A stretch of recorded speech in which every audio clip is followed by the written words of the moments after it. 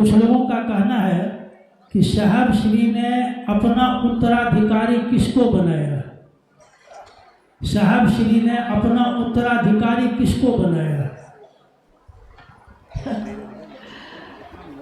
देखिए, उत्तराधिकारी गुरु और शिष्य परंपरा में बनाया जाता है। यानी जो गुरु होते हैं, जब वो शरीर में होते हैं, गुरु, गौर कीजिएगा, गुरु की बात हो रही है।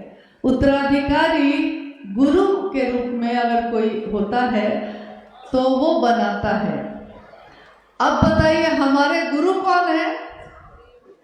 बोलते ही नहीं आप लोग। गुरु कौन है? क्या गुरु की मौत हो गई? क्योंकि जन्म का पता नहीं है तो मौत का भी, मृत्यु का भी पता नहीं होगा। तो अगर शरीर में कोई नहीं रहेगा तब ना, वो तो शुरू से ही शरीर में नहीं है। हमारे गुरु शिव तो शरीर में है ही नहीं, तो उत्तराधिकारी बनने का साहस किसको है? किसी को नहीं है, जरूरत भी नहीं है। जब एक गुरु शिव है ही तो दूसरा उत्तराधिकारी यहाँ कौन है हिम्मत जिसको आ जाएगा? नहीं।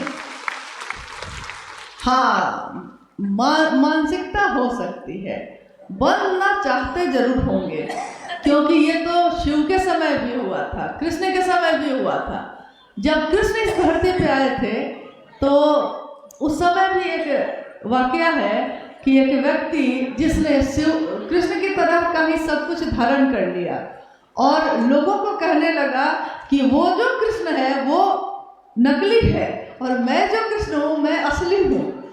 तो हुआ ये कि मामला लोगों के बीच बढ़ा, लेकिन जो सच है वही सच रहता है, जो झूठ है वही झूठ होता है। धीरे धीरे लक्षण बताने लगते हैं, आपके लक्षण ही बता देते हैं कि आप साधु हैं कि आप दुष्ट हैं।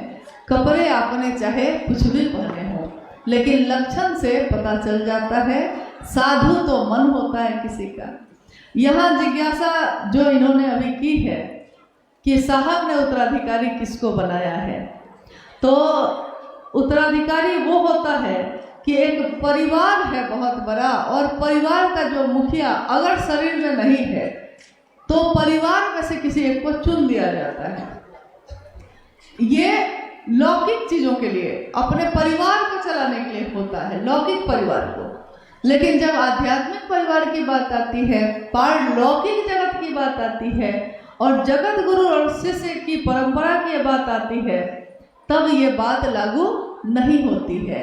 और साहब को ये पता है कि ऐसा होगा ही होगा, क्योंकि जब माँ नीलम आनंद शरीर से शिवलीन हुई थी तब भी कुछ लोगों ने ये कहना शुरू किया था कि माँ ने, दीदी ने अपनी ऊर्जा का संचरण मुझ में कर दिया तो मुझ में कर दिया, ऐसा लोग बोलने लगे। कुछ लोग बोलने लगे, जो नजदीक बैठते थे उसमें से कुछ लोग बोलने लगे। तो जब साहब को ये पता चला तो उन्होंने इन बातों पे लोगों को समझाया भी, जागरूक भी किया। लेकिन उनको ये पता है कि शरीर का अंत तो होगा ही होगा, तो शरीर का अंत होगा और लोगों के अंदर की ये मानसिकता फिर से प्रबल होगी कि मैं ही साहब बन जाऊं, मैं ही दीदी बन जाऊं, मुझको ही बस चले तो मैं ही शिव बन जाऊं। तो बस चलता इसलिए नहीं है क्योंकि शिव जो है वो तो क्या कहते हैं उसको, कौन है, नाग गले में वासुकी ना हाँ, वासुकी को धारण करते हैं, ठीक है। जो प्रचंड जहर को रखने वाले हैं, गले में धारण करने वाले हैं, तो शिव बनने के लिए तो वो सब धारित करना पड़ेगा। तो शिव बनने में थोड़ी घबराहट होती है, बाकी चीज बनने में लगता है कि आराम होगा। लेकिन क्या साहब बनना इतना आसान है? क्या टोपी पहनने से साहब बन जाएंगे? क्या उनके जैसे बैठकर चर्चा करने के तरीके से साहब बन जाएंगे? जो बनना चाहते हैं उनके जैसा तो मन को बनाना होगा, हमारा हृदय उनके जैसा बने, हमको मेरे मन में उनका दर्शन हो, ऐसा बनना होगा। लेकिन अगर बाहरी चीजों से बनना चाहते हैं तब तो आइए उन सारी चीजों से गुजरना होगा जिन चीजों से साहब श्री गुजरे हैं। तो चलिए सबसे पहले शमशान में जाइए और 14 साल तक अनेक गुरुओं को पहले गुरु बनाइए। शमशान में अगर जीवित बच गए तो कब्रिस्तान में आइए, कब्रिस्तान में अगर जीवित बच गए तब कुल कुंडलनी जगाइए।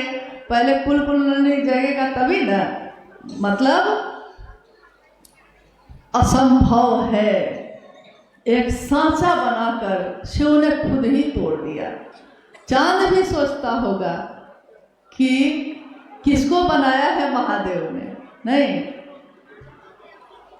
क्योंकि इसके जैसा हंसी कोई और है नहीं, इतनी सुंदर मूर्ति कोई और है नहीं।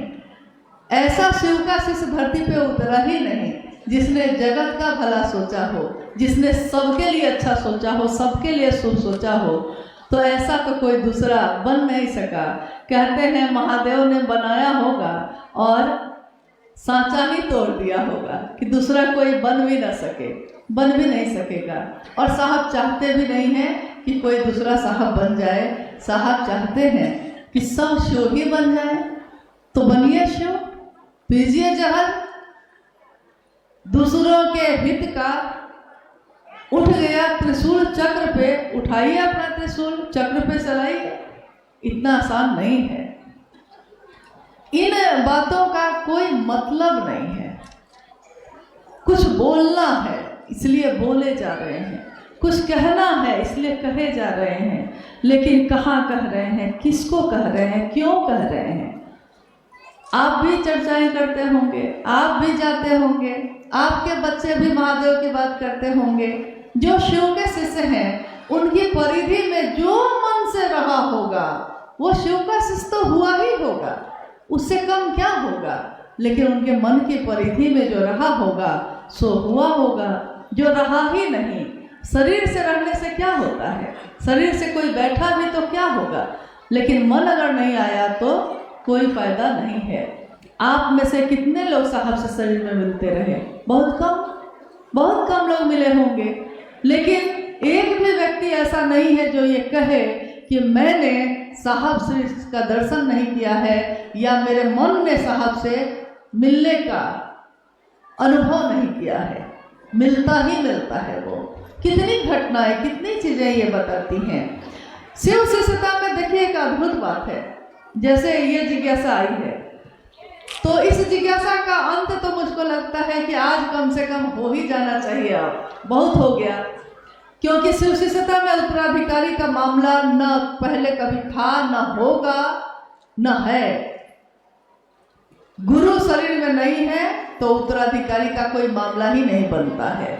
और हमारे आपके शरीर की मौत तो होगी लेकिन शिव की मौत नहीं होगी।